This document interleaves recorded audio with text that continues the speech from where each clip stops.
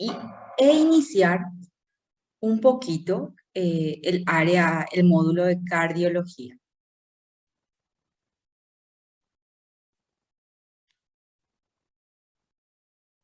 ¿Me escuchan todos? ¿No tenemos ningún problema con el audio?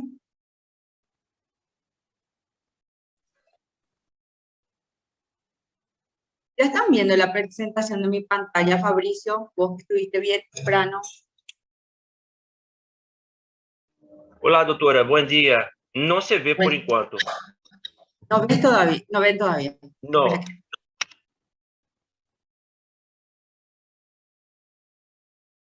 ¿Ahí? Agora sim se vê, doutora. Dale, perfecto. Hola Fabricio, hola Araceli, ¿cómo estás?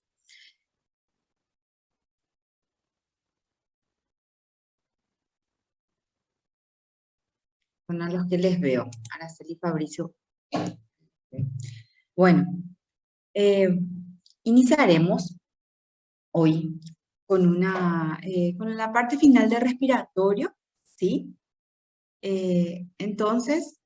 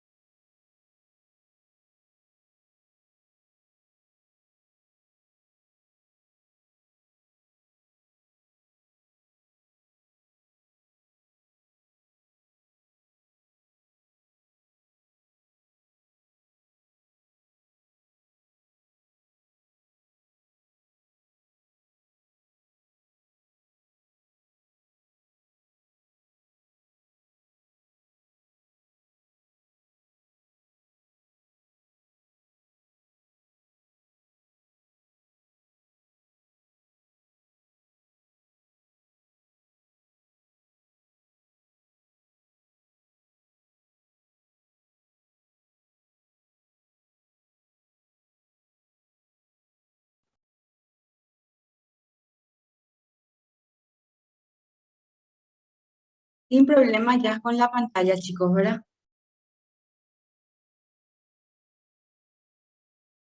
Hola, con inconveniente. ¿Me escu- bueno, bueno. Voy a poner mi audio más, voy a poner final, un ratito.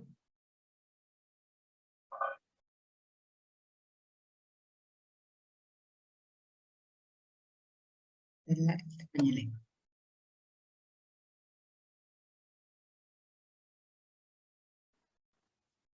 Vamos de nuevo. Bueno, ya estuvieron hablando con todos los instructores qué son las sibilancias. Por ejemplo, Fabricio, ¿qué hablaron ustedes de bronquiolitis en estos instructores? ¿Qué te contó que es la bronquiolitis?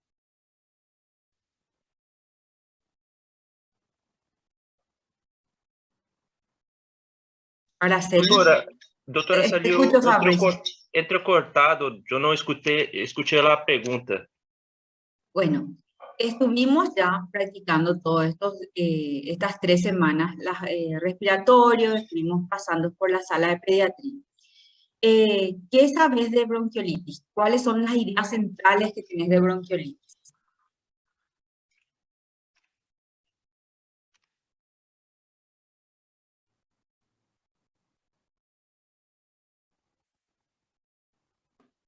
Araceli, ¿podés colaborar?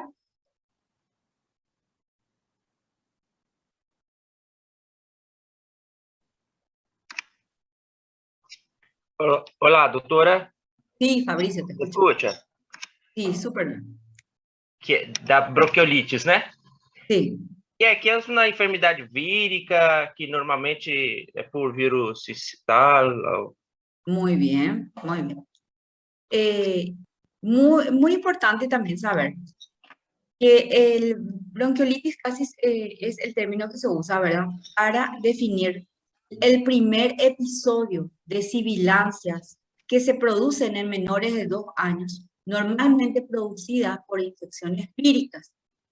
Esta enfermedad se ve o es de predominio del tracto inferior en los lactantes y niños pequeños, por eso se habla menores de 2 años. Y los hallazgos respiratorios normalmente en las bronquiolitis van la taquipnea, que es el aumento de la frecuencia respiratoria, las sibilancias, a la auscultación, crepitantes y roncos, según los grados de afectación. Se puede también llegar a momentos que no se ausculta nada cuando la obstrucción es severa, ¿sí? Y se deben a la inflamación de las vías aéreas pequeñas, los bronquiolos y los bronquios terminales, ¿verdad? Entonces, en menores de 2 años, de 1 año y hasta 2 años se habla de la bronquiolitis, la afección más importante, la afecta más a este grupo etario. Como nosotros habíamos visto la semana anterior, en los menores de 2 años, las infecciones respiratorias o los agentes infecciosos más importantes son los virus, ¿sí? Y en segundo lugar venía el estreptococo neumonía. Pero en la bronquiolitis, el agente infeccioso más importante es el grupo de los virus, ¿sí? Entonces, epidemiológicamente sabemos que se presenta en menores de 2 años, tiene una incidencia mayor entre 1 y 6 meses, y en este grupo etario también es el grupo etario que es más grave. Es más frecuente la hospitalización de los niños menores de 1 año, ¿se entiende, verdad? Porque están desarrollando su musculatura, están aprendiendo a sentarse, entonces por eso es más frecuente en este grupo etario. Y es más frecuente en el sexo masculino y también en pacientes que tuvieron antecedentes de ser prematuros. Se caracteriza entonces ¿por qué? Porque hay una obstrucción. Esta obstrucción lleva al edema. ¿Por qué hay obstrucción? Por el moco, porque se altera la barrera mucociliar y los restos celulares también obstruyen. O sea, el proceso inflamatorio, la obstrucción bronquial acá es por 3 razones: el edema, el moco y los restos celulares. Esto causa sibilancias respiratorias, entra el aire, después no puede salir, ¿verdad? Puede haber atrapamiento del aire y hay hiperinsuflación pulmonar. ¿Y cómo se ve esto en la radiografía? Como una telectasia, ¿sí? Entonces, como en ese lugar no entra aire, se ve blanco, ¿sí? Si la obstrucción es completa y el aire distal es atrapado, se reabsorberá y el niño presentará una telectasia, lo que le dijimos. Y el riesgo más importante acá es la hipoxemia, que es la consecuencia, ¿verdad?, de la alteración de la ventilación, perfusión y de la gravedad del cuadro. Entonces, normalmente la gravedad de los síntomas varía, ¿verdad?, minuto a minuto, dice. Su periodo más alto, vemos que es entre aproximadamente el tercer día de enfermedad hasta inclusive a los 15 días de enfermedad, y después va bajando, sube y después baja la meseta. Entonces sabemos que normalmente los virus infectan a las células epiteliales, estas se desprenden hasta el tracto respiratorio inferior. Entonces hay detritus celular y las vías respiratorias inferiores se ven obstruidas. Las vías respiratorias inferiores, las superiores sabemos que no son afectadas. Las que están en una primera etapa, que es de 0 a 6 semanas, la infección está localizada. De 0 a 6 días, la infección más importante es entre el tracto respiratorio superior, porque por ahí entra el virus y empieza a desarrollarse en la mucosa ciliar.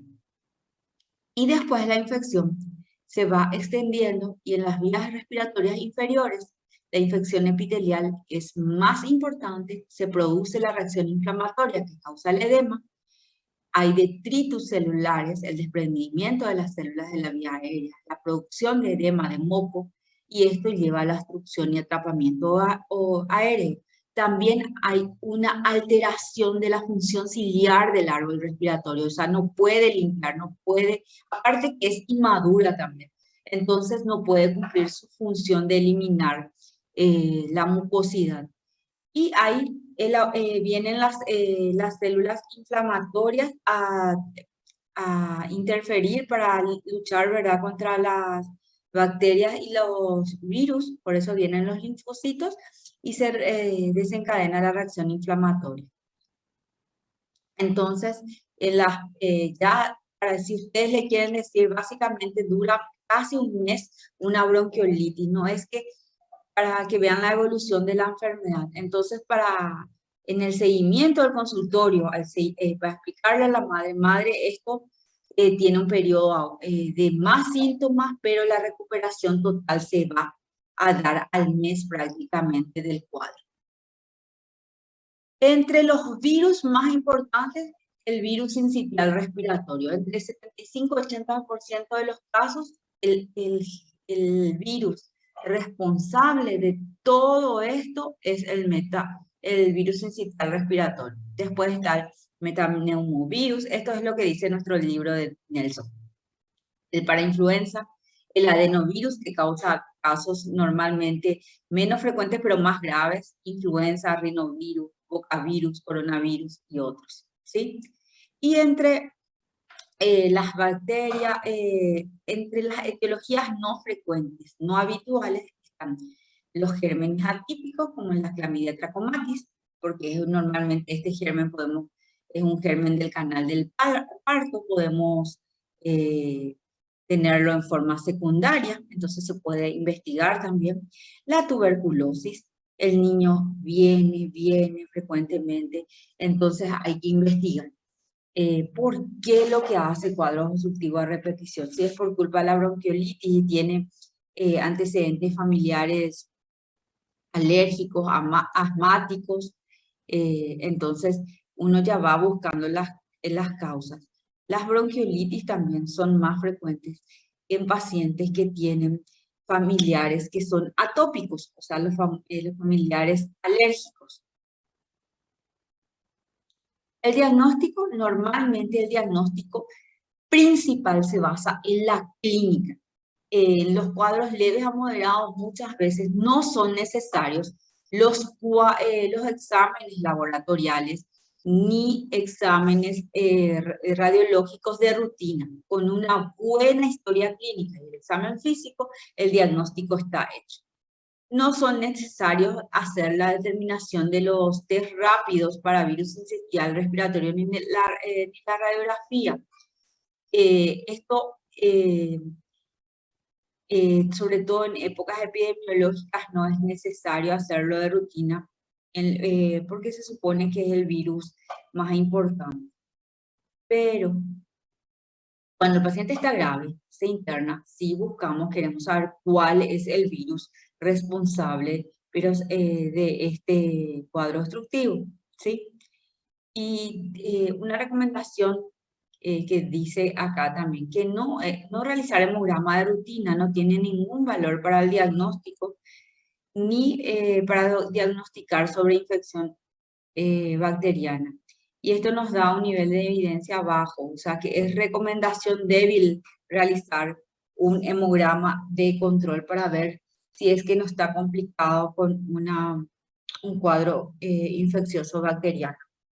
En esta edad, por ejemplo, en menores de 2 meses que tienen una bronquiolitis y también que tiene una evolución torpe, muchas veces al quinto o sexto día uno a veces se plantea iniciar antibióticos y ahí las bacterias que más tenemos que cubrir, como no tienen su esquema de vacunación completa, son el Haemophilus influenza tipo B y el Streptococcus pneumoniae. Por lejos, los gérmenes más frecuentes de infecciones respiratorias, el Streptococcus pneumoniae sobre todo. Profe, y en casos ¿Sí? graves, tampoco pedimos el hemograma, entonces, o ahí sí pedimos. No, claro, esto va a variar. Cuando vos le internás al paciente moderados a severos, optás por tenemos que hacerle su radiografía, ¿sí? Ok, profe, gracias. ¿Quién me habló? No tengo la pantalla. Alexi, profe. Hola Alexis, ¿cómo estás? Sí, pero los leves no, Alexis, ¿sí? No, es Ok, de rutina, ok. ¿sí? Entonces, si la pregunta capciosa en el examen es, en cuadros, tienen una obstrucción leve y un score leve de bronquiolitis, ¿es necesario hacerle un hemograma y una radiografía si te pongo en el examen? No es necesario, ¿sí? Ok, profe, ok. Bueno. Y este cuadro otra vez muy bello porque de acuerdo al estadio de los días de infección también se correlacionan los síntomas. ¿Ven? En la primera semana puede tener un lactante con rinorrea y sin fiebre. Con el correr de los días presenta tos persistente, aumenta el trabajo respiratorio, hay retracción de los escalenos, hay uso de la musculatura abdominal y la presencia de sibilancias, crepitantes, a la auscultación. Y lo más importante, para definir la gravedad en un niño, ¿se acuerdan que siempre tenemos que saber, señoras, pudo tomar su leche? Y la mamá te dice, no, tomaba y dejaba, tomaba y dejaba. ¿Por qué? Porque tiene dificultad respiratoria y no puede succionar en forma continua. Entonces, un criterio de gravedad, dificultad para alimentarse, ¿sí? Y que no duerma, ¿verdad? Pero la dificultad para alimentarse es lo más importante.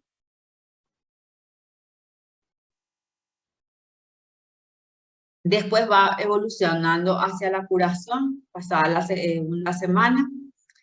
Si aparece fiebre en fases tardías, debemos buscar o infecciones. Pueden ser de otros virus o pueden ser infecciones del tracto respiratorio superior, lo más frecuente otitis media, tal vez neumonías. Y algo muy importante que falta acá, muchos pacientes que tienen infecciones bronquiales se suelen complicar con infección urinaria. O sea que complicaciones de una infecciosas de una bronquiolitis, otitis, neumonía, con infecciones con otros virus e infecciones urinarias. Parece raro, o sea, es raro, pero hay una asociación muy importante entre bronquiolitis y otitis. Existen muchísimas tablas de score de gravedad, pero una de las más conocidas es esta, y la que más se usa en casi todos los hospitales, que es la escala de puntuación de tal. Existen escalas de tal modificadas, pero esta es la más conocida, ¿entienden? Que tiene una puntuación aproximadamente de 12, que es lo más grave, pero ¿qué tiene en cuenta? 4 cosas nomás: la frecuencia respiratoria, la presencia de sibilancias, cianosis y la retracción costal, ¿sí? Entonces, de acuerdo a la frecuencia respiratoria normal que nosotros tenemos que manejar, estos pacientes van teniendo una puntuación y nosotros podemos decir, entonces, es una bronquiolitis que tiene un score de gravedad de 1 a 5, entonces un tal leve, ¿verdad? Entonces, le mando de alta a mi paciente con diagnóstico de bronquiolitis leve porque tiene una escala de tal de 5, ¿sí? De entre 6 a 8 es un score moderado y 9 en adelante es un score grave, ¿sí? Entonces, esta es la escala que más usamos, ¿sí? Y como les dije a los chicos que les veo, acuérdense que debemos manejar frecuencias respiratorias normales para poder saber si este niño tiene o no frecuencia aumentada. Por ejemplo, un menor de 3 meses y que tiene un recién nacido que tiene 60 respiratorios por minuto, sabemos que más o menos está todavía tolerable dentro de la frecuencia respiratoria normal, pero tenemos que estar mirándolo. Y de entre 3 a 6 meses es de 40 la respiración normal. Entonces, para que nos vayamos mirando las frecuencias respiratorias normales, y mayor a 6 meses es menor a 30 la frecuencia respiratoria normal, ¿ok? En este aspecto no tiene, en la escala tal no tiene en cuenta la oximetría de pulso, la saturación de oxígeno, ¿sí? Diferentes formas de ver una bronquiolitis en una radiografía. Lo que se observa es el aumento de los espacios intercostales, ¿sí? Y está bastante todo negro, que significa que no se ve básicamente la trama iliar, ¿sí? Entonces ahí es lo que se dice vulgarmente atrapamiento de aire y espacios intercostales, ¿verdad? Que están horizontalizados, ¿sí? Y acá vamos otra vez a la pregunta que no realizar radiografía de tórax de rutina a los niños con bronquiolitis aguda típica. ¿Okay? Los factores de riesgo para la enfermedad, ya hablamos, antecedente de prematurez, quien nazca con algún grado de displasia broncopulmonar, enfermedades congénitas, ¿sí? Enfermedades respiratorias crónicas como la fibrosis quística, esto es frecuente, que presenta alguna inmunodeficiencia primaria o secundaria, ¿sí? Enfermedades neurológicas, niños que hayan quedado con secuelas neurológicas y que en el entorno haya tabaquismo. ¿Cuáles serían los criterios de hospitalización? La dificultad respiratoria, como dijimos, el niño no se puede alimentar, intolerancia a la vía oral, no se puede alimentar porque tiene dificultad respiratoria. La presencia de cianosis, ya sea bucal, distal, ¿sí? La deshidratación, la no vigilancia de los padres y que tenga alguna enfermedad de base, llámese cardiopatía, en este caso nos pone la fotito de un niño con enfermedad de Down, ¿sí? Todo eso tenemos que valorar. Muchas veces también un criterio de hospitalización, ¿se acuerdan? Vivir lejos del hospital, si la mando con un score moderado. Yo le disminuí su score después de hacerle un procedimiento en la urgencia, un score leve, pero me doy cuenta que esta familia vive lejos del hospital, no confío que la mamá haya entendido, no veo la predisposición del tratamiento en casa, también es un factor de riesgo. El riesgo social por diferentes motivos. Vive lejos, no tiene vehículos, todas esas cosas. La base del tratamiento de la bronquiolitis no se basa en hacer antivirales, solamente se basa en una adecuada oxigenación e hidratación y el aseo nasal, sobre todo acá vemos un dibujito, aspirando las secreciones de la nariz y la boca. Como las vías respiratorias son muy pequeñas, entonces el paciente se obstruye con facilidad. Hemos dicho que el moco es un factor predisponente. Entonces yo le ingreso al paciente, le hidrato, me aseguro de que reciba su nutrición. Si es que tiene un aumento de la frecuencia respiratoria, se puede optar por una sonda sonda nasogástrica y pasarle pequeños volúmenes de su leche, no el mismo volumen de siempre, para que no tenga episodios de ganas de comer que le vuelve muy irritable al paciente. Entonces se le pasa volúmenes pequeños para que tenga cierta saciedad, que no debe ser también muy alta, porque si no, el paciente está con dificultad respiratoria y puede aspirar. Entonces, cuando tiene mucha dificultad respiratoria, lo ideal es colocar una sonda nasogástrica, ya sea para liberar la cantidad de gases que puede tener el estómago o para empezar microestimulación, o sea, empezar a estimularla alimentariamente. Su cabecera a 30 grados, aspirado nasal y la oxigenoterapia. Con respecto a la solución salina hipertónica, esto está discutido, pero hay personas que sostienen que usar este tipo de sustancias disminuye la viscosidad del moco y tal vez puede eso ayudar a disminuir el edema de la mucosa y hacer más fácil que podamos aspirar las secreciones. En una bronquiolitis leve el tratamiento es ambulatorio, ¿sí? Para la fiebre, el paracetamol si fuera necesario, nada horario, solamente si hay fiebre, ¿sí? Aseo nasal y adecuada administración de líquidos, ¿sí? Y decirle a la mamá qué tiene que hacer y decirle que esté atenta a la presencia de signos de alarma. Por ejemplo, Alexis, ¿qué puede ser un signo de alarma que le vas a decir a una mamá con una bronquiolitis leve?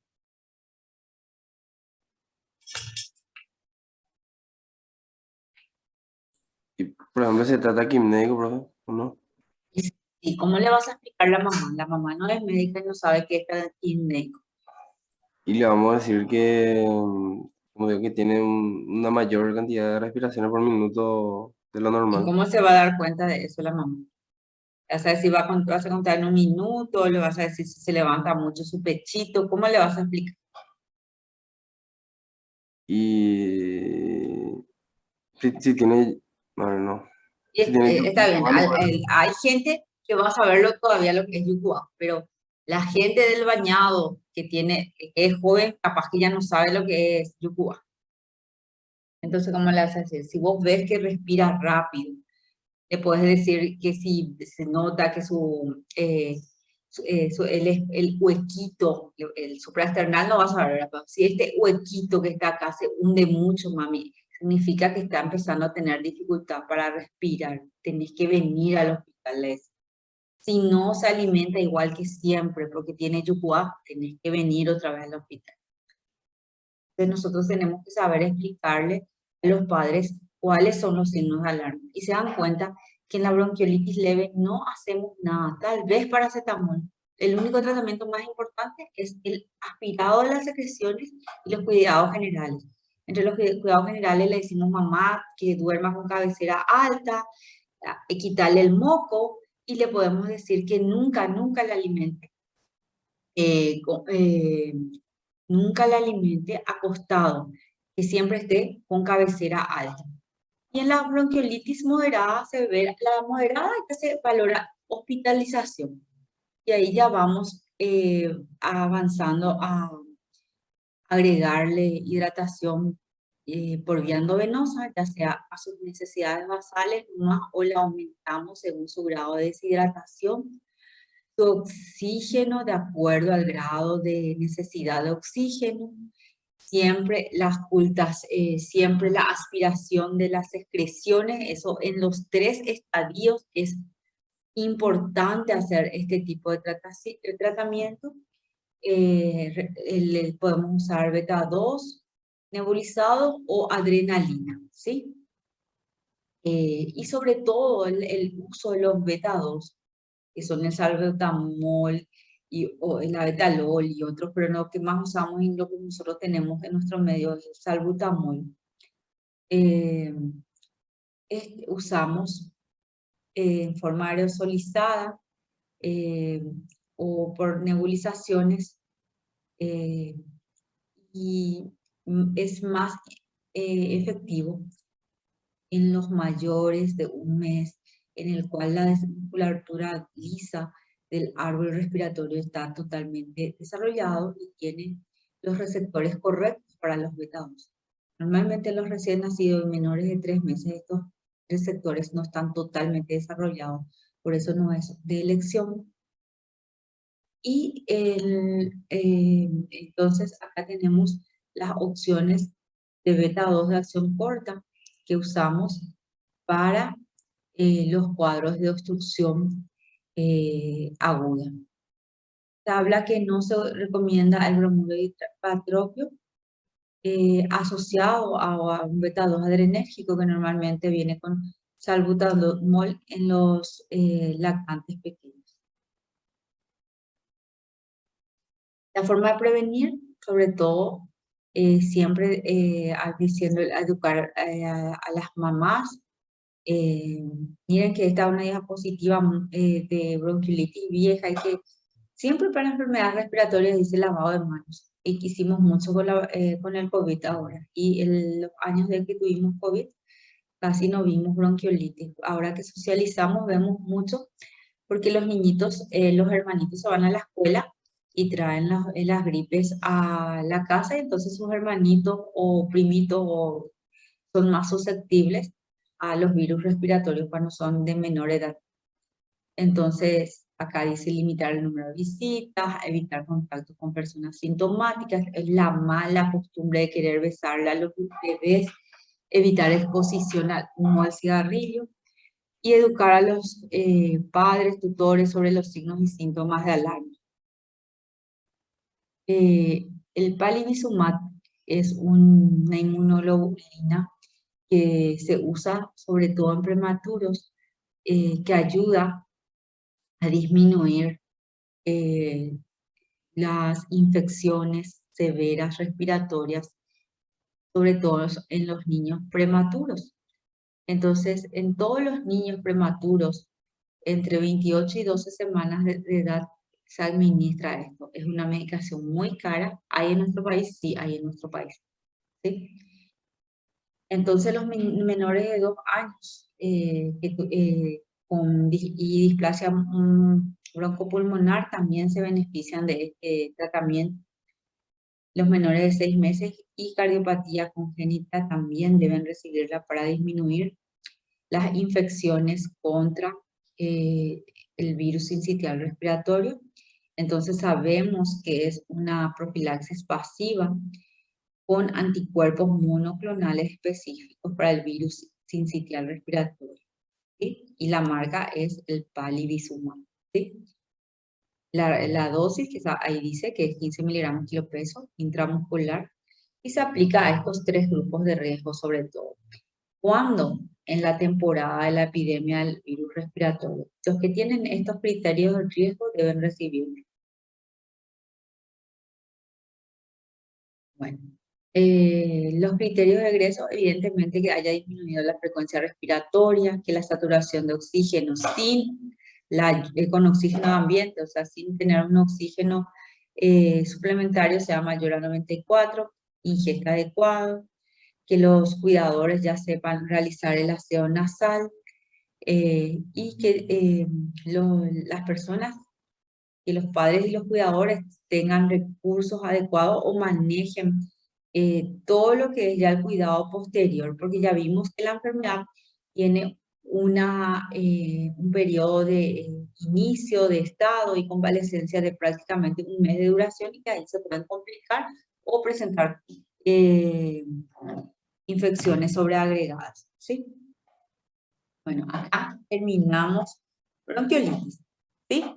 Ahora nos vamos al asma bronquial en pediatría, ¿ok? Vamos. La diferencia entre el asma y la bronquiolitis es que la bronquiolitis es una enfermedad que se caracteriza por presentar sibilancias en forma aguda, ¿verdad? En cambio, el asma bronquial es una enfermedad crónica, ¿sí? Es una enfermedad inflamatoria heterogénea crónica de las vías aéreas que se manifiesta como un síndrome que se acompaña de sibilancias, disnea, más hiperreactividad bronquial con una obstrucción reversible. O sea, la obstrucción, una vez que uno toma las medidas del tratamiento adecuado, normalmente es reversible. La prevalencia es muy alta en el mundo, a nivel de 35%, más de 300 millones de personas la padecen, entre los niños que luego se tornan adultos asmáticos entre 10 a 18%. ¿Sí? Esta es una tabla del Hospital Infantil de México. Bueno, ¿cuáles son los factores de riesgo? Los factores de riesgo son predisposición genética. Se estudió y se encontró que estos cromosomas y la presencia de estos en los brazos de los cromosomas de estos genes te da una predisposición para que vos tengas atopía, hiperactividad a la vía respiratoria aérea. Hay gente que lo desarrolla por la actividad de ejercicios, sobre todo con climas fríos, raza más frecuente en lo de edad blanca y sexo más frecuente en lo masculino, más frecuente en los obesos, Y los pacientes que son agredidos por infecciones respiratorias también lo presentan. También pueden ser relacionados a agentes que producen atopía como alergenos, acá en la foto los ácaros, tabaquismo pasivo, no necesariamente tiene que ser que yo fume, inhalación de tóxicos, fármacos, agentes físicos, infecciones respiratorias. ¿Cuáles son los elementos desencadenantes? Los alergenos ya dijimos, la infección de vías respiratorias, el ejercicio, la hiperventilación, pacientes que situación de estrés presentan hiperventilación pueden tener crisis asmática, aire frío, fármacos, estrés, químicos. También se habla, y miren acá, antecedentes de infección por virus sincitial respiratorio, es bien grande, luego también un factor predisponente para desarrollar la enfermedad, ¿sí? Y otros virus como el rinovirus en los lactantes y en niños mayores de influenza. Es cierto, la influenza A muchas veces puede dejar como secuelas a un niño que es como asmático, ¿sí? Porque las lesiones que produce a nivel de la del árbol bronquial. Y también se habla de menor edad de la madre, la duración de la lactancia. Se recuerdan que la lactancia hablaba que era protectora para muchísimas enfermedades, asma, obesidad, la prematurez y el bajo peso al nacer, ¿sí? La inflamación de las vías respiratorias se asocia a la obstrucción e hiperreactividad, ¿sí? Recuerden que en la bronquiolitis era por detritos celulares, obstrucción, y acá la obstrucción se debe a la hiperreactividad bronquial. Entra el elemento que desencadena la hiperreactividad y hay un círculo de aumento de los eosinófilos, activación de los mastocitos y de los linfocitos, y se desencadena un proceso infeccioso que va aumentando. Y entonces nosotros, como hay un engrosamiento de la capa de la membrana basal, los bronquios se hipertrofian. Entonces hay hiperplasia de la musculatura, proliferación y dilatación de los vasos, por eso hay un aumento de la secreción. Nosotros lo que tenemos que hacer es usar beta bloqueantes para disminuir el proceso infeccioso, y se usa también corticoides. Los síntomas normalmente son implantación brusca, muchas veces se acompañan, pueden ser de tos persistente, tipo perruna, tipo nocturna, la presencia de disnea y a la auscultación sibilancia. El niño puede haberlo presentado después de un ejercicio, después un llanto o exposición a un alergeno como tabaco. Con respecto a las sibilancias, son recurrentes, y la disnea se puede dar después del ejercicio, el risa, llanto, ¿sí? Son muy importantes los datos de antecedentes familiares.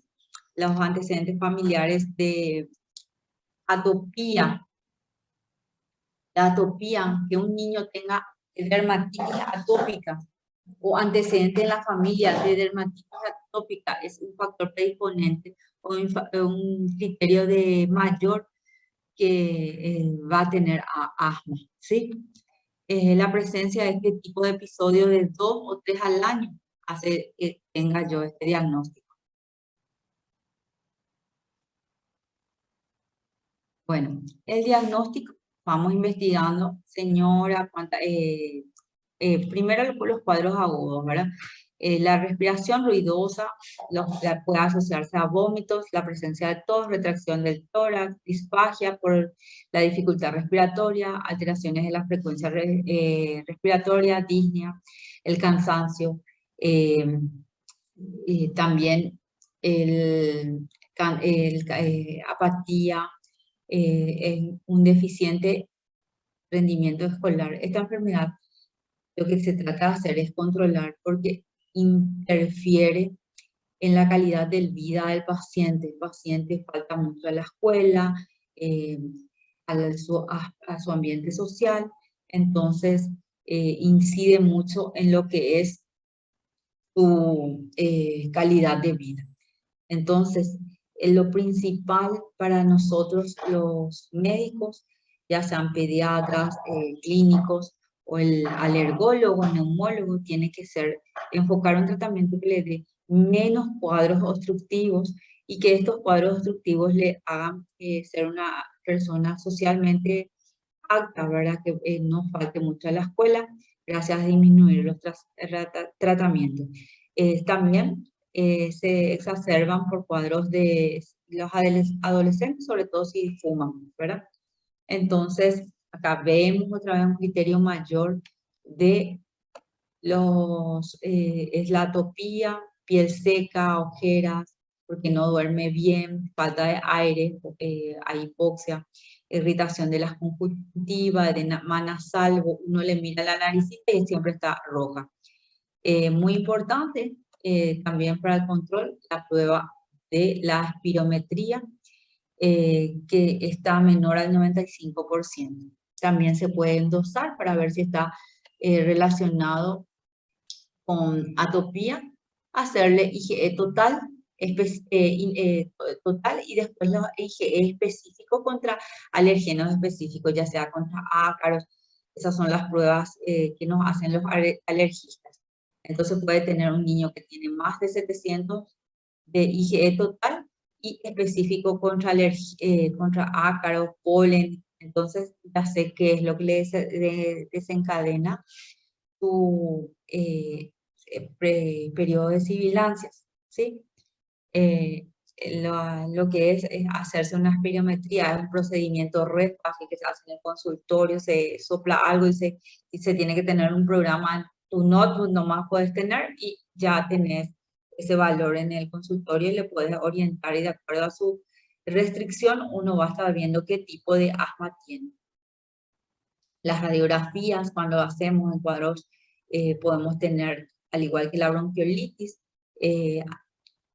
espacios intercostales aumentados.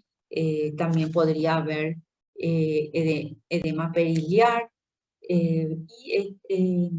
Las tomografías muestran engrosamiento de la pared bronquial.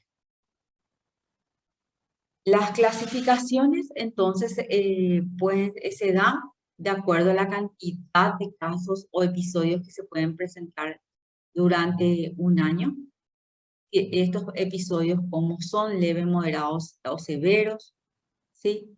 Sí, cuál de estos episodios producen internaciones. Entonces, de acuerdo a eso, uno le va encasillando, señor, su hijo tiene un asma esporádico porque tiene 1 o 2 episodios más al año y son cuadros leves, ¿sí?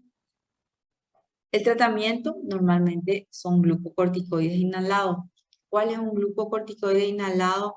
Puede ser, seguro que ya escucharon, algún familiar usa, es budesonide.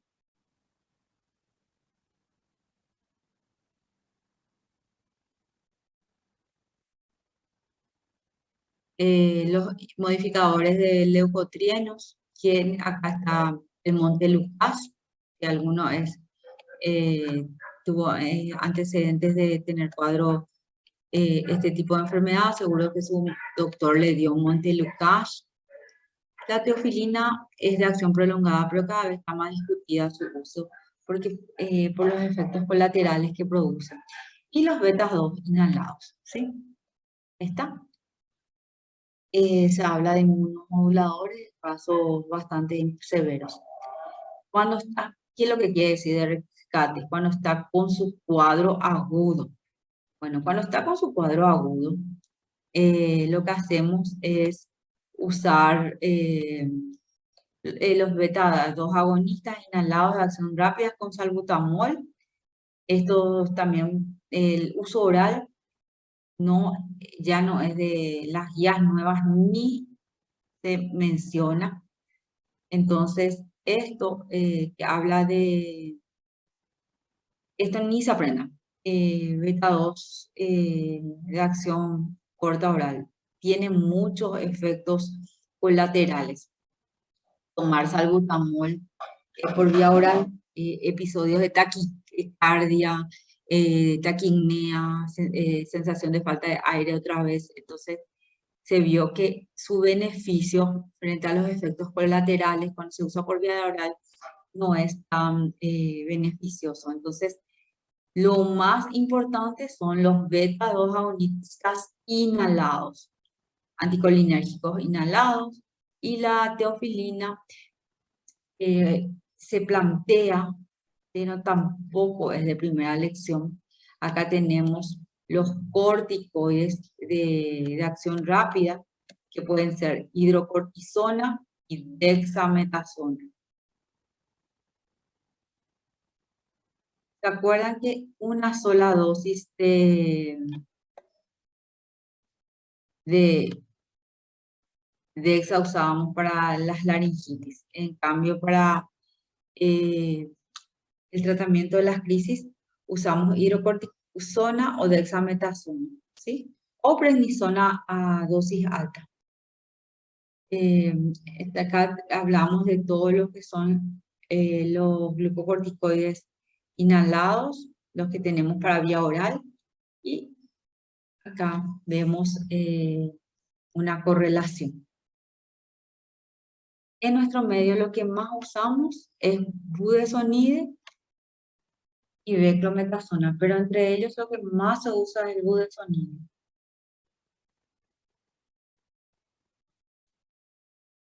Los inhibidores de leucotrienos, que hablamos del montelukast, y la otra droga que casi en nuestro medio no hay, lo que hay más es montelukast. Entonces, para que veamos el tratamiento que usamos. Esto es para el tratamiento de acción prolongada, ¿sí? El salbutamol, entre los agonistas beta-2, que normalmente se usan para las crisis agudas, ¿sí? Y el salmeterol, que es otra droga que sí van a ver en el mercado, se usa sobre todo cuando se habla de asma inducido por broncoespasmo por el ejercicio. ¿Sí? Les quiero también pedir algo que les voy a dejar para la lectura. La lectura de todos. IPA.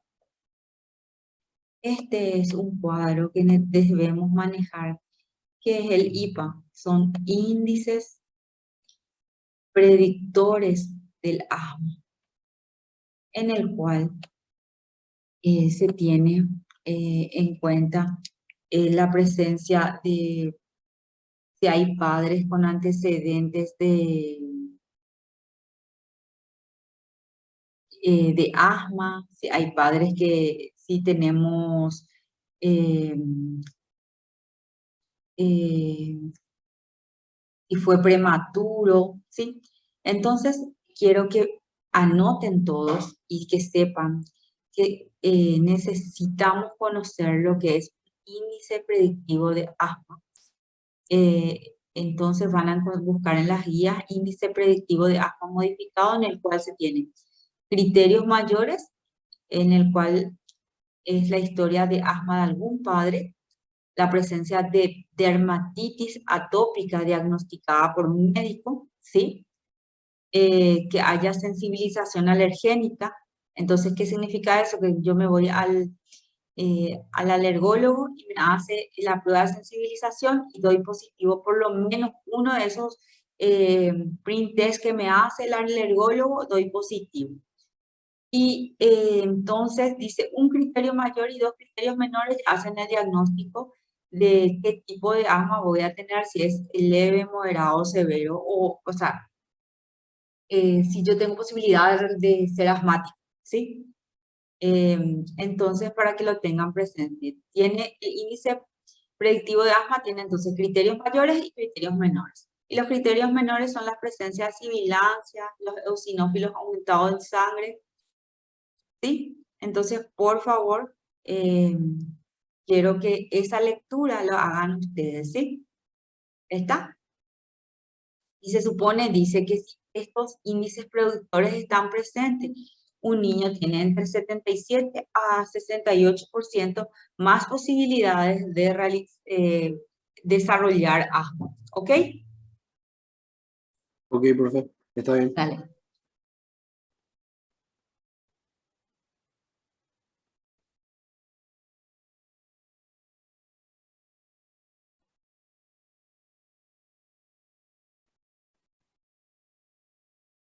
Camila Benítez, ¿estás? Sí, doctora. Camila, en el test del piecito, ¿cuál era el valor, o sea, cuál de las determinaciones es la que me hace sospechar que estoy enfrente de una fibrosis quística?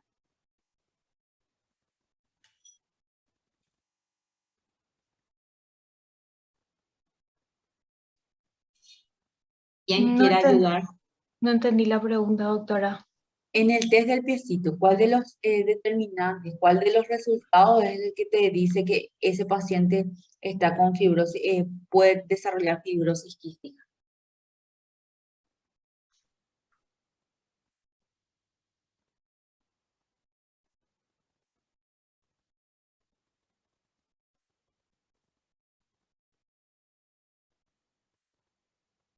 ¿Quién sabe?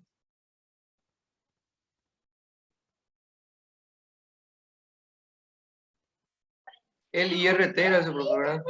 Sí, el IRT. ¿Sí? Normalmente tiene que tener un valor entre 79 o menos, ¿sí? Entonces, es la prueba, el gol estándar, ¿verdad? Para la búsqueda de fibrosis quística en la edad neonatal, ¿sí? ¿Por qué es importante hacer un diagnóstico precoz? Para que las lesiones pulmonares que se presentan, ¿sí? Se posterguen. Entonces uno hace el tratamiento multidisciplinario de este niño y para darle una calidad de vida. Es una enfermedad progresiva, ¿verdad? Es una enfermedad genética, ¿sí?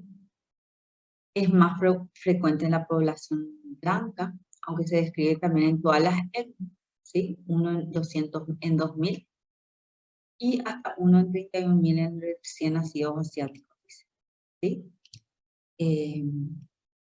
Normalmente esta enfermedad desde su descubrimiento y gracias a su búsqueda activa, ¿sí? Se ha descubierto cada vez más casos y tomando medidas cada vez más precoces, ¿sí? No, esta diapositiva es del 2008 y hablaban que la sobrevida podía llegar a 37 años en Estados Unidos y a 50 años en Dinamarca. Y justo yo había comentado ayer con los compañeros, nosotros tuvimos en nuestro país una sobrevida de una doctora bioquímica, que fue hace 5 años por ahí, fue muy mencionado este caso, ¿verdad? Sabemos que el tratamiento probablemente era ya, ella tenía que ser un trasplante de pulmón, que no es tan fácil de acceder ni acá ni a nivel mundial. Entonces, llegó hasta los 40 años, porque la sobrevida en nuestro medio era aproximadamente, los que llegaban a mayoría de edad eran de 20 años para que manejen, ¿sí? Entonces ya sabemos que es una enfermedad eh, genética, ¿sí? Se hereda de manera autosómica recesiva. Por eso es que cuando una madre tiene un hijo con fibrosis quística, hay que hacerle la consejería genética, ¿sí? Y decirle que tiene probabilidades de volver a tener otro hijo con una frecuencia de 25%. Hay casos que en una misma familia son 2 o 3 hermanitos con enfermedades genéticas. La mamá peló probablemente en nuestro medio, estoy hablando en otro país.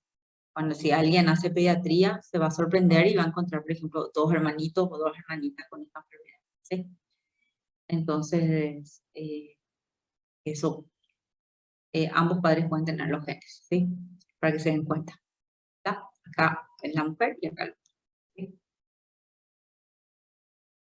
Entonces, para que lo sepan, ¿sí? ¿Y qué es lo que se hace? Dice que alrededor del 30 a 40% de estas mutaciones es la falta de producción o tiene un defecto en esta proteína. Cuando no hay esa proteína es lo que se altera el canal del cloro. Por eso es que el niño pierde cloro y uno le puede dar un beso al niño y a veces tiene saloso. No es normal eso, ¿sí? Entonces, eso con respecto a la fibrosis quística. Sabemos que se clasifican según los defectos que tiene, ¿sí? Los de mejor pronóstico son de las clases 4 a 6, y los primeros tienen un pronóstico más o menos.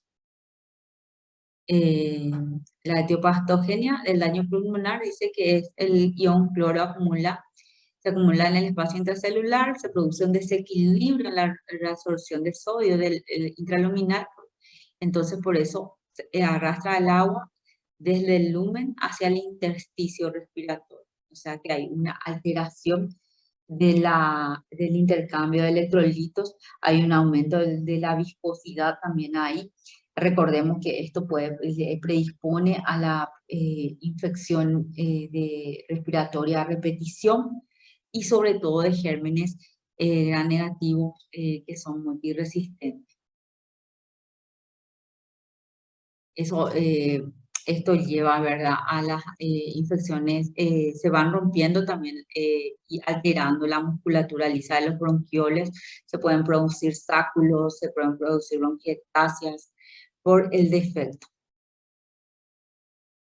Los gérmenes más frecuentes son los virus atípicos, Mycoplasma, Clamidia, Streptococcus pneumoniae, después el Staphylococcus, que van aumentando con la edad. En los menores de edad empezamos con los virus, Mycoplasma y neumonía. Después van el Staphylococcus aureus, el Haemophilus influenza, para luego ser más importante en los pacientes mayores, sobre todo estas dos bacterias, el Staphylococcus aureus, las Pseudomonas aeruginosa, ¿sí? Y luego todos estos gérmenes estamos acá. Pero los gérmenes que son más frecuentes son el Staphylococcus aureus y el Haemophilus influenza, ¿sí? Perdón, el Staphylococcus aureus y las Pseudomonas aeruginosa. Esas son las dos bacterias que producen más daño e infecciones recurrentes de estos pacientes, ¿sí? El diagnóstico es fundamental. Primero tenemos que sospechar, ¿sí? Ahora, gracias al que se usa el test del piecito, se tiene diagnóstico más precozmente. Normalmente estos niños son niños que hacen infecciones respiratorias a repetición. Hay que hacer diagnóstico diferencial con tuberculosis, porque también hace infección respiratoria a repetición. Con asma hay que hacer diagnóstico diferencial con cardiopatías, ¿sí? Para poder hacer el diagnóstico. El diagnóstico, dice, el test de oro o el gol estándar es hacerle el test de sudor, que se le induce a sudar a un paciente y se le toma material y ahí se ve que el cloro está aumentado, ¿sí? Acá están los valores de cloro positivo cuando es mayor a 60. Se le induce a un lugar para que sube y luego se toma el valor del sodio, del cloro para tener el resultado. Y como les dije, hay veces que a estos niñitos uno le besa y tiene saloso.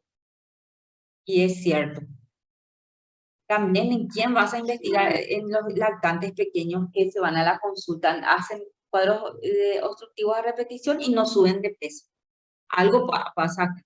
Tiene episodios de diarrea también, algo pasa acá. Entonces vamos investigando qué es lo que está pasando y podríamos llegar a este tipo de enfermedades crónicas severas.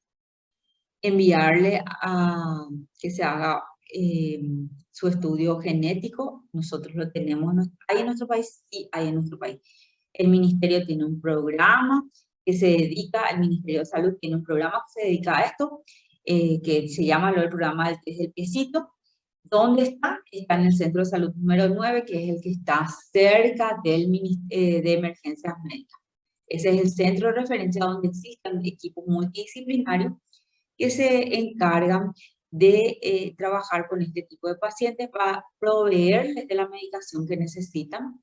Y hay una genetista que trabaja de cerca, creo que es nuestra única genetista en el Paraguay, que trabaja ahí, que le asesora a los padres de la necesidad de que sea la posibilidad de poder tener otro bebé con esta enfermedad, y que es muy importante que sean conscientes de eso. ¿Cómo hacemos el tamizaje neonatal? Ya sabemos ya. El screening es haciendo el test del piecito, en el cual se mide la IRT, y acá ya nos dice qué es lo que es la IRT, enzima tripsina inmunorreactiva, ¿sí?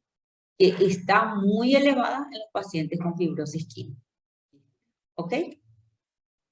El tratamiento multidisciplinario, quimioterapia respiratoria, luchar contra las infecciones bacterianas y una nutrición óptima.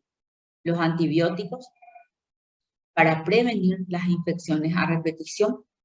Y acuérdense de dos bacterias nomás muy importantes, el Staphylococcus aureus y las pseudomonas. Esos son las bacterias que producen infecciones a repetición, y son las que dañan más también la musculatura respiratoria. Se usa antibióticos inhalados, existen, sí existen. Entonces, para que sepan que hay tobramicina inhalada, colistina inhalada y astronanes inhalados, ¿sí? En nuestro medio, no. ¿De dónde se van a traer los pacientes? En Clorinda hay tobramicina inhalada, ¿sí? O sea, por más que no hay en nuestro medio, nosotros tenemos que conocer, porque gracias a la globalización debemos traer de nuestros vecinos, que son países muy desarrollados en lo que es salud, Brasil y Argentina. Entonces nos proveen de estas medicaciones, y las familiares hacen el esfuerzo para conseguirlo. Entre los antiinflamatorios, acá se habla, que habrán escuchado, si por ahí estuvieron en neumología, la acitromicina, un antibiótico, una forma de usarlo en forma crónica, con efecto antiinflamatorio. Se recomienda en pacientes que tengan o hayan tenido infección por pseudomonas. Discutido, pero ustedes saben, como es una enfermedad crónica, se prueban todas las aristas. Y se hace por 1 o 2 meses. La nutrición, mantener un buen aporte calórico, darle un valor adecuado a enzimas pancreáticas porque tienen un déficit de esto, y las vitaminas liposolubles, A, D, E y K. Siempre tenemos que mantenerle el valor adecuado, y los elementos como zinc, selenio, calcio y hierro. Y el final del tratamiento, cuando ya nada es o sea que todo está mal, el trasplante pulmonar. Pero como les dije, aquí en cualquier parte del mundo es algo difícil, hay personas que están en lista. Las complicaciones, los niños se complican, ¿verdad?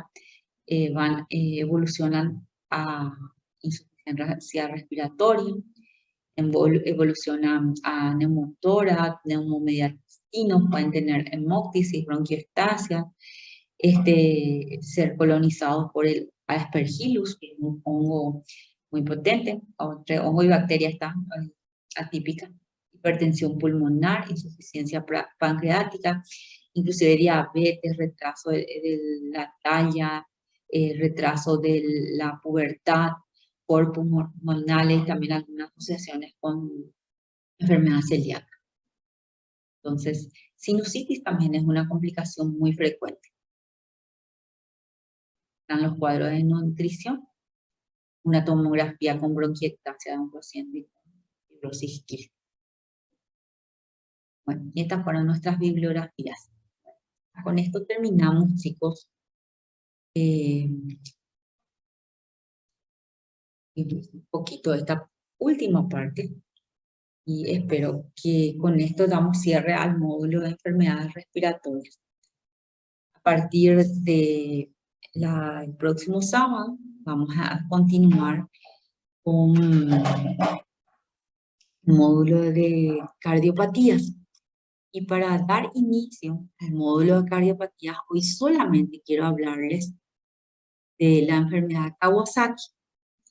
Veo que muchos chicos estuvieron pasando por la sala y tuvieron el privilegio de ver por lo menos fotos una enfermedad de Kawasaki, porque los padres fueron bastante agradables y permitieron que los grupos que hayan entrado en su sala puedan ver las fotos eh, del cuadro agudo de este niñito que está internado con síndrome de Kawasaki. ¿Sí?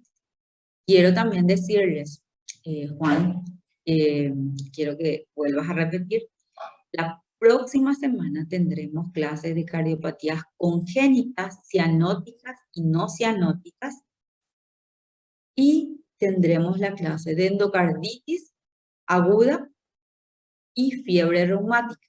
Entonces, sobre todo les pido que lean ya qué es lo que son las cardiopatías congénitas y qué es lo que es fiebre reumática y la endocarditis aguda, ¿sí? Ahí tenemos que manejar algunos criterios de Jones, los criterios de Duke para endocarditis, por lo menos para que vayan haciendo ya sus resúmenes, ¿ok?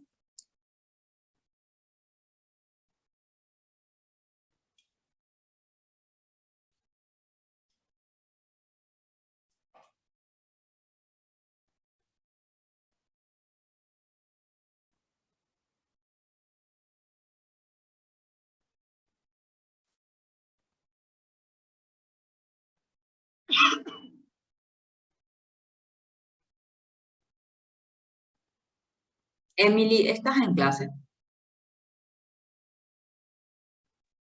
Sí, doctor, estoy. Quiero saber quién es tu instructora. La doctora Sarsa. Justo esta semana estuvo con COVID. Bueno, pero ustedes le van a tener a la doctora Sarsa, que es la cardióloga. Entonces, les pido que le quiten todo lo que puedan de información y cualquier cosa que ella nos vaya, algunos tips que les pasa a ustedes, también pueden socializar con sus compañeros. Jorge, ¿estás? Jorge Peralta.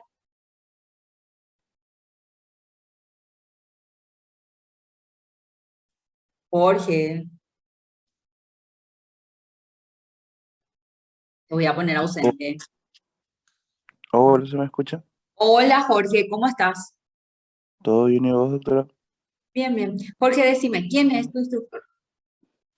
La doctora Nay Sarsa. También, ay Dios mío, hoy me tocó. ¿Quién se fue al hospital? A ver, Juan, ¿qué Juan tal? Ortiz también. Juan, ¿estás? Juan Centurión. Acá le veo a... Sí, profe, estoy. ¿Qué tal, Juan? Viste ayer el niño con Kawasaki, ¿verdad? El Sí, papá te doctora. mostró la foto. Bueno. Sí. Mira, esta es la definición de Kawasaki para que sepan. Dice que es un síndrome que se caracteriza, ¿verdad?, por tener afectaciones linfáticas, cutáneas y poliarteritis nodosa. Dice. Entonces, la enfermedad Kawasaki se caracteriza por ser un síndrome linfomucocutáneo y con poliarteritis nodosa infantil. Es una enfermedad febril aguda de la infancia, que puede ser también ingresar al grupo de síndrome febril prolongado. ¿Por qué? ¿Cuántos días de fiebre tenía ese niño que vos viste ayer? 10 días de fiebre, decía. Muy bien. Entonces, está en el grupo de síndrome febril prolongado. Es una enfermedad sistémica. ¿Por qué se dice que es enfermedad sistémica? Porque son varios sistemas y órganos que están afectados. Enfermedad sistémica inflamatoria que se manifiesta por una vasculitis en varios órganos del cuerpo, sobre todo de arterias principales como las coronarias, ¿sí? Entonces, las arterias que están afectadas son las de mediano calibre, no las de gran y pequeño calibre, ¿sí? Entonces, eso es muy importante también que sepan, ¿sí? Y las alteraciones de las arterias coronarias siempre están, no. necesariamente no, pero su presencia es patoneumónica. Dice que tiene una afectación su presencia, hiperrefringencia o ya es aproximadamente en 20 a 25% de los casos lo presentan. El tratamiento de elección son las inmunoglobulinas, ¿sí? Acuérdense que las inmunoglobulinas son anticuerpos que le pasamos al paciente, ¿verdad? Y es un tipo de inmunidad pasiva que le damos. Acuérdense de eso, ¿sí? En el cuadro anterior, en la bronquiolitis, vimos que la inmunoglobulina usada era el tocilizumab, que son anticuerpos monoclonales contra el virus sincitial respiratorio, ¿sí? Y acá es una inmunoglobulina humana, no es específica para algo, es inespecífica, pero que se la administra porque evidentemente hay alguna alteración en la inmunidad, por eso el mismo cuerpo le ataca al cuerpo. En este caso clínico tenemos un niño que tiene fiebre de 39 grados, que se ve parcialmente con antipiréticos, ¿sí? Y luego presenta un exantema difuso, polimorfo, que según cuenta la familia, desaparece. Este es un caso clínico, ¿sí? Y en el examen físico, ¿qué es lo que dice la familia? Que respeta palmas y plantas y algo en los brazos. Con respecto al niño, ¿qué te mostró el papá en la foto, Juan? ¿Cómo era? ¿Tenía el exantema dónde estaba? ¿En qué parte del cuerpo era más importante? Y dijo que tenía en los bracitos y tenía en las piernas también tenía. Tenía en Muy bien. en la parte del abdomen también le salía, supuestamente. Y acá está lo que te dijo el paciente, que él tenía conjuntivitis, ¿verdad? Que es lo que se conoce como inyección conjuntival, ¿verdad? Sí, Tenía antecedente de un cuadro viral anterior. sí tenía. Dijo que estaban gripados. Por eso Y que se hizo el también, test de influenza y salió negativo. así mismo, y después también el otro cuadro que nos comentó, el síndrome de mano-pie-boca, ¿se acuerdan? Sí, también, O doctor. sea, ¿sí? Entonces, y lo más importante, el otro signo es la presencia de adenopatía que se va presentando más o menos al 5.º día. ¿Sí? Entonces tenemos exantema y fiebre, es de vital importancia en la descripción del caso. Casi siempre hay fiebre. Sin fiebre no hay Kawasaki probablemente. Es una rareza casi imposible, ¿verdad? Y la presencia de adenopatía, normalmente la adenopatía puede ser occipital, cervical y puede ser de un solo lado, ¿sí? Normalmente el paciente no luce grave, por eso es que puede llegar a 10 días de fiebre, como en este caso que el papá estaba tranquilo y hacía el manejo de la fiebre nomás, ¿sí? ¿Está? Eso también nosotros cuando le mandamos a la casa, señor, se puede ir, puede volver a tener fiebre, pero si la fiebre persiste, tenés que volver. Creo que en este caso, con este paciente, faltó esa pequeña interpretación, por eso el papá llegó tan tarde, ¿sí? Entonces, puede haber signos también puede tener a veces rigidez de nuca, pero normalmente la exploración neurológica es normal, ¿sí? Y el paciente no luce tóxico. A ver, Alexis, ¿qué significa lucir tóxico?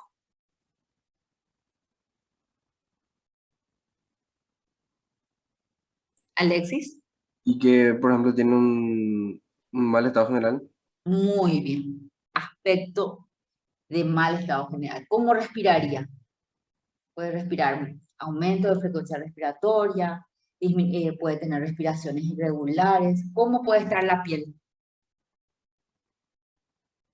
En un paciente que luce tóxico, puede estar todo eritematoso. Eso significa que puede estar con alguna toxemia, como el estafilococo y el estreptococo.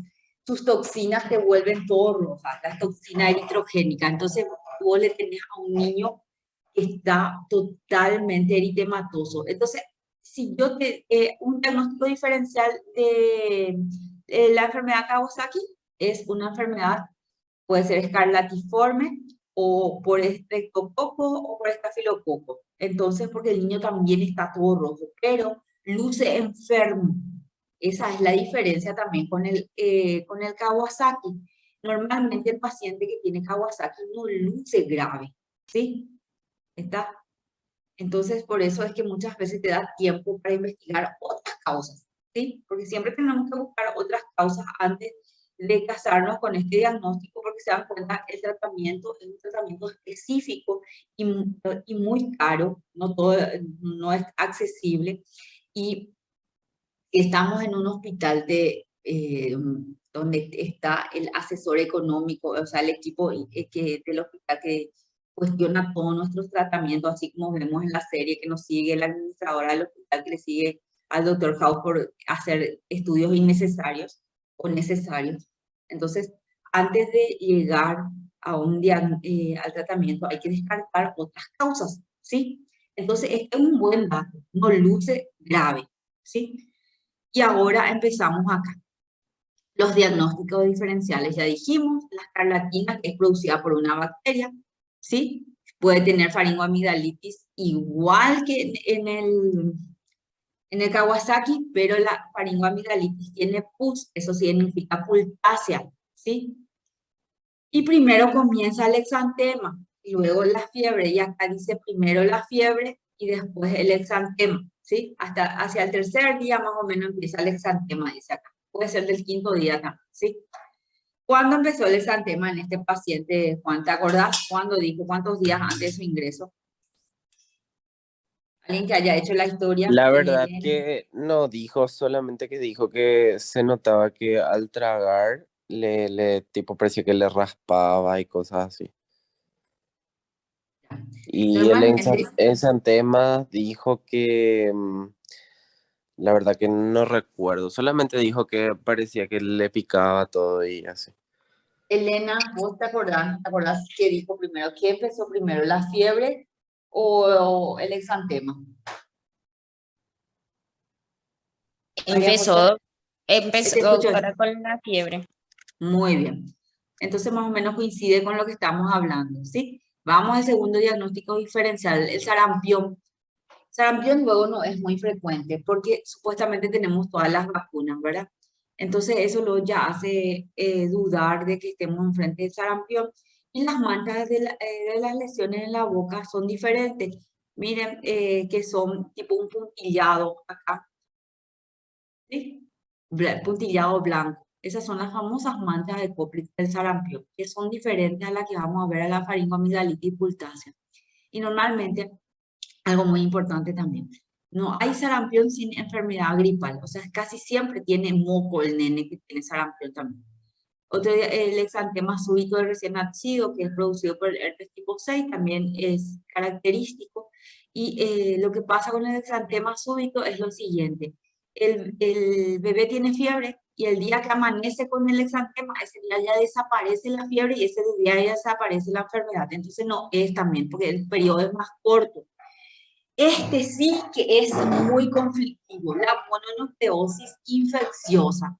Porque la mononucleosis infecciosa te puede dar, que producida por el virus de Epstein-Barr, te puede dar un síndrome febril prolongado, te puede dar adenopatías y te puede dar faringitis amígdalas eritematosas sin placas.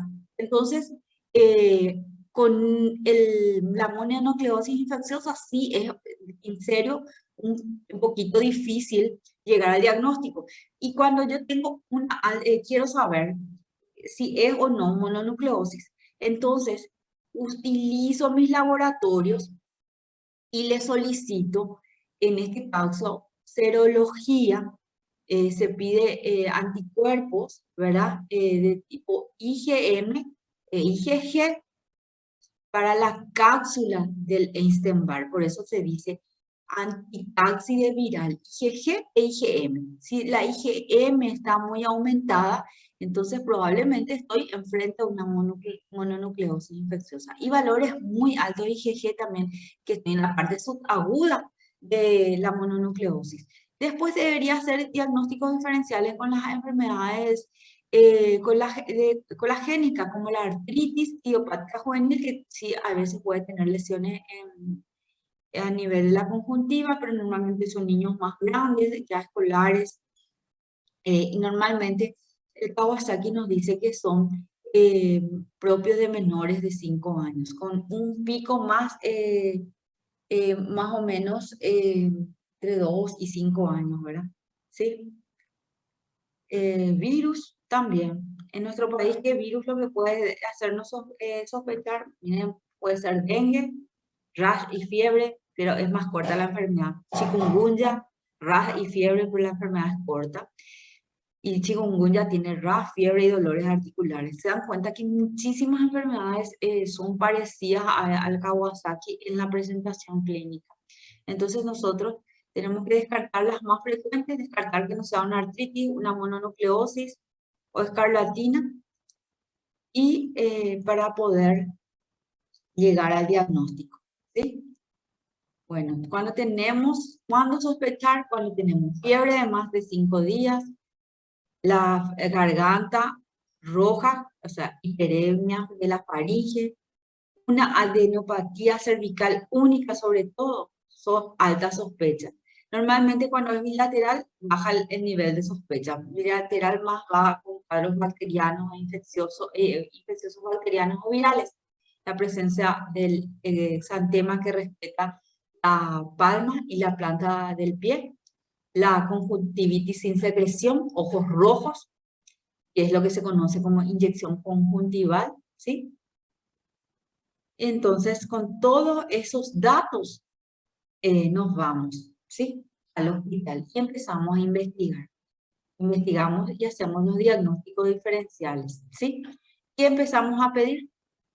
Pedimos, después que con Kenia, estábamos hablando, y creo que ayer también los que estuvieron con la doctora Limpia, vieron y hablaron de que esta es una enfermedad que sigue siendo, teniendo una etiología desconocida, pero se asocia con patologías infecciosas, porque es una enfermedad autolimitada, no evoluciona a la cronicidad, salvo que afecte al área cardíaca, ¿sí? Que es raro en los menores de 3 meses. Es infrecuente también en los adultos, o sea que esta es una patología estrictamente pediátrica. Lo que va en contra es que no, de que sea infeccioso. Es que, ¿por qué? Por ejemplo, si se da en una familia o en una guardería, no hay más de un solo caso. Entonces, eso frena un poco. Y hasta ahora, no, a pesar de todos los avances científicos, no se ha cerrado bien la causalidad de los agentes infecciosos. ¿Por qué mecanismo? Causalidad es buscar el mecanismo exacto que hace que un agente sea responsable de una enfermedad. Normalmente se caracteriza por vasculitis aguda, febril. Hablamos ya que los casos afectados son los pequeños y medianos, sobre todo los medianos, que afecta sobre todo a menores de 5 años, ya dijimos, y tiene un pico entre 1 año y 2 años, ¿sí? Más frecuente a varones, nuestro paciente entró en el grupo de varones. Acá este estudio habla que es más frecuente en raza asiática. ¿Por qué? Porque el doctor que descubrió esta enfermedad es el famoso doctor Kawasaki, que quiero que sepan que murió hace poco, hace 5 años aproximadamente murió la persona que descubrió este síndrome y el que hizo el diagnóstico y el que más estudió. Es más, en Japón hay todo un hospital, todo un centro de referencia sobre este tipo de patología, ¿sí? La cantidad de casos, de 5 a 10 casos por año, yo como les dije, podrían llegar a ser 5 casos por año que uno escucha en su hospital. La etiología desconocida, ya dijimos, tiene una fase aguda. En el laboratorio uno puede ver que hay linfopenia, disminución de los linfocitos, hay aumento de los CD4, disminución de los CD8, aumento de los macrófagos. Se vio también que hay una reacción de superantígeno, por eso es que se piensa que un agente infeccioso pudo ser desencadenante, y que tenga también esta persona, o sea, este niño tenga predisposición. Por eso se habla de que podría ser genético, porque no a todos nos da de la misma forma. Y las toxinas del estreptococo y el estafilococo se discute que podrían estar involucradas. Y muy importante, otra vez hablan de el Epstein-Barr y del parvovirus B19. Una lengua frambuesada de un paciente con síndrome de Kawasaki. Las manifestaciones clínicas, ya hablamos, tiene una fase aguda febril que se caracteriza por la fiebre alta, ¿sí? Luego por las lesiones conjuntivales, lesiones orofaringeas, las adenopatías, el exantema. El paciente, como es un lactante, puede estar irritable, por eso es que muchas veces se va inclusive a una punción lumbar, en el cual se tiene ligero aumento de los de los glóbulos blancos con predominio de neutrófilos, pero puede ser una reacción inflamatoria nomás y no es positivo a ningún agente viral. Entonces eso se conoce como meningitis aséptica. Puede tener alteración hepática, puede tener alteración renal, y se empiezan a formar también en esta primera fase, acuérdense, las lesiones a nivel de las arterias, sobre todo los de mediano y pequeño calibre. Vamos evolucionando, si la enfermedad va avanzando, acá se ven las lesiones, ¿sí?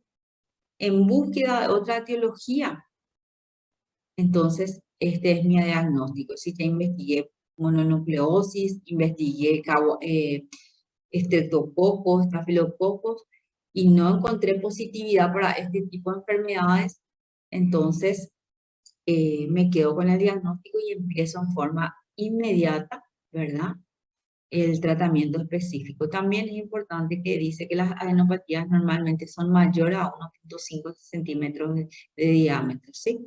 Para que lo tengan presente, ¿sí? Este niñito no tenía descamación a nivel de la colita, pero sí en los pulpejos de los dedos se estaba descamando, el de los pies y el de la mano.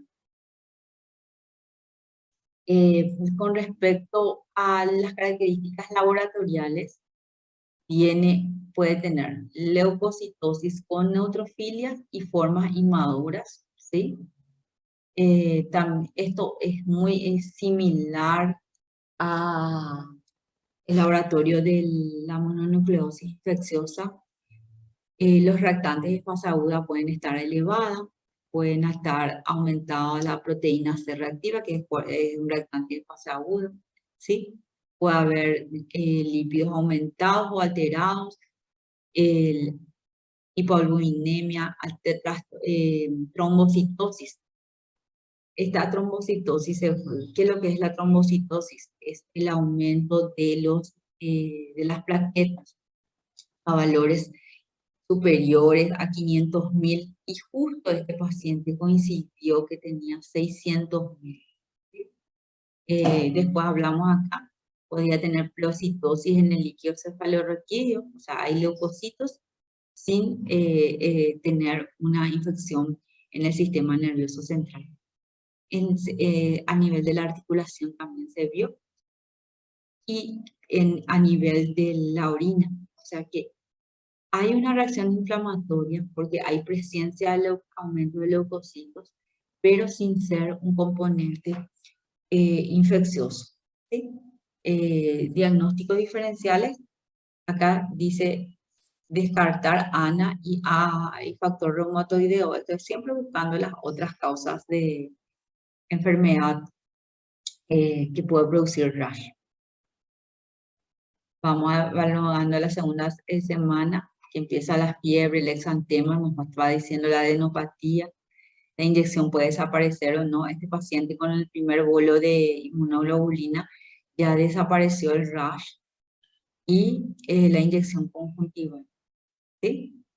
Muy importante hacerle un seguimiento porque puede haber una artritis persistente, lesiones a nivel del miocardio y la trombosis. Por eso es que se inicia el tratamiento también con aspirinita, ¿sí? Primero como por su efecto antiinflamatorio y luego como efecto antiagregante plaquetario, porque recuerden que las plaquetas están aumentadas en esta enfermedad.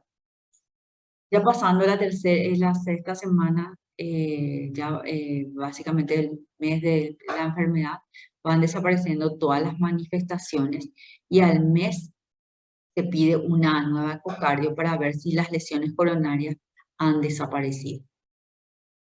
Se pueden ver las descamaciones palmoplantares también en esta etapa de la evolución de la enfermedad, perdón. Entonces, estos son los criterios diagnósticos. Los criterios principales son la fiebre, mayor a 5 días normalmente, la presencia de inyección conjuntival, adenopatías, exantemas, la alteración de la mucosa oral y de los labios. Entonces, el resto de los son criterios menores, que pueden ser esta que dice bilateral no supurativa, habla de la adenopatía cervical, ¿sí? Que son menores de 1.5 centímetros. Después el exantema polimorfo, no es vesicular ni costroso, los labios enrojecidos. ¿Se acuerdan también que en la faringoamigdalitis estreptocócica tenemos labios rojos, que era la fase de dilató, eritema, lengua frangosada, todos estos síntomas que hayamos ya mencionado? Pero ¿cuáles son los determinantes más importantes? Son la fiebre mayor a 5 días, ¿ok? El tratamiento, ya sabemos que es, bueno, en esta lámina lo que nos habla es que puede haber la enfermedad Kawasaki atípica en la cual no completemos todos los criterios diagnósticos, pero se tiene datos de ecocardio y laboratorio que nos pueden hacer sospechar el cuadro, ¿sí? Entonces, y este es un hermoso cuadro en el cual nos ayuda, ¿verdad?, a sospechar de Kawasaki, ¿sí?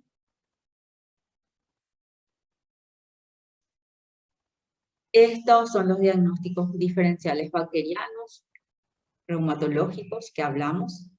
El tratamiento, ya dijimos, es la gamma-globulina o inmunoglobulina endovenosa y el ácido acetil salicílico que usamos como antiinflamatorio y luego como antiagregante. Entonces, la base, el pilar del tratamiento está en la inmunoglobulina y el ácido acetil salicílico, ¿sí? La dosis es única de la gamma-globulina, manejar eso. No necesariamente debemos saber la dosis, ¿verdad? Pero sí les cuento que es a 2 miligramos por kilo peso, se gotean 8 a 12 horas, ¿sí? ¿Y qué es lo que hace esto? Disminuye los trastornos coronarios a largo plazo. Porque como esta es una de las enfermedades más temidas en el primer mundo, porque son las que producen secuelas cardíacas en los niños, ¿sí? Entonces, la inmunoglobulina también reduce la duración y la intensidad de la fiebre. Y la aspirinita, el ácido acetil salicílico, como le dije, antipirético, antitrombótico y antiinflamatorio. Esas serían sus funciones, ¿sí? Esta aspirinita el paciente va a llevar al alta y solamente se va a suspender cuando se superen las lesiones coronarias que presenta el paciente. Otras opciones de tratamiento cuando, son para que conozcamos, ¿verdad? el infliximab, que no tenemos. Medicamentos alternativos son la ciclosporina, la ciclofosfamida y la metilprednisolona, ¿sí? Entonces, para que sepamos eso, ¿sí? En esta diapositiva están las opciones de tratamiento y esto es básicamente lo que dijimos acá. El tratamiento en el estadio agudo, convalescente, ¿sí? Y el seguimiento. Entonces, evolución en pronóstico, hay que decirle al señor, usted se va a ir de alta, pero tiene que seguir haciéndose el control por el equipo multidisciplinario, que es el pediatra, el cardiólogo, ¿sí?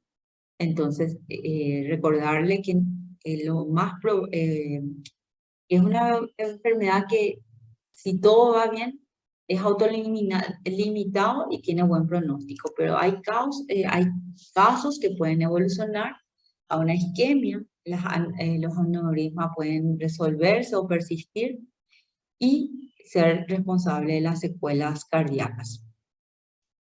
Ya, para las ideas generales, para que lo tengamos, que la causa es desconocida, que la afectación son de pequeños y medianos calibres, que no hay un diagnóstico que yo le diga, por ejemplo, a Alex, hace este diagnóstico y con eso yo te aseguro, es una serie de criterios laboratoriales y clínicos que reúne a un paciente para tener una sospecha de esta enfermedad, ¿sí? Y el tratamiento son, el pilar del tratamiento es la inmunoglobulina y la aspirina. Estar siempre atento por el riesgo de complicaciones vasculares y el tratamiento se decide según los controles que se vayan haciendo. Siempre para poder disminuir todo esto, ustedes saben que tengo que pensar en esta enfermedad con un diagnóstico precoz y descartando todas las otras causas, podemos hacer un tratamiento correcto y darle al paciente una calidad de vida porque evitamos las complicaciones. Bueno, con esto terminamos Kawasaki por esta mañana. Les agradezco que se hayan quedado hasta el final de la clase. Y básicamente terminamos acá, chicos, ¿sí? Ahora voy a llamar la lista. Un ratito.